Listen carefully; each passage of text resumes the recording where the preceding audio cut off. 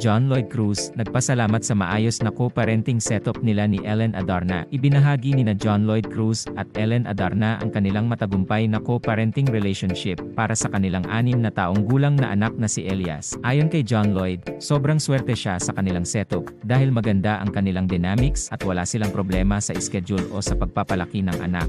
Binanggit niyang lahat ay maayos para kay Elias, kahit na dumaan sila sa mga hamon bago makarating sa kasalukuyang ayos ng kanilang relasyon. Gaano kahalaga sa inyo ang bukas na komunikasyon at respeto upang magtagumpay ang co-parenting? Bagamat maayos na ang kanilang co-parenting setup, inamin ni John Lloyd Cruz na dumaan sila sa mga pagsubok bago marating ang kasalukuyang ayos ng kanilang relasyon.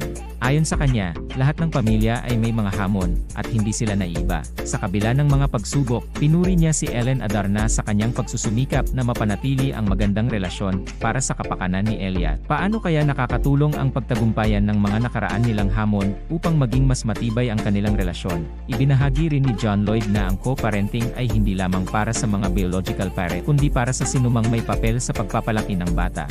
Mahalagaan niya ang pagkakaroon ng tamang tao na makikinig at makikibahagi sa mga responsibilidad sa pagpapalaki ng anak. Ayon kay John Lloyd, iba-iba ang mga pamamaraan ng bawat pamilya sa co-parenting, at kailangan ng oras upang matutunan kung ano ang pinakamainam para sa bata. Paano kaya nakakatulong ang pagiging flexible at adaptable sa mga co-parenting arrangement upang maging epektibo ito para sa anak? Simula nang maghiwalay noong 2019, parehong nakahanap ng bagong pag-ibig sina John Lloyd Cruz at Ellen Adarna. Ikinasal si Ellen kay Derek Ramsay noong 2021 at nagkaroon sila ng kanilang unang anak noong Oktubre 2024. Samantalang kinumpirma ni John Lloyd ang kanyang relasyon kay Isabel Santos noong Oktubre 2023.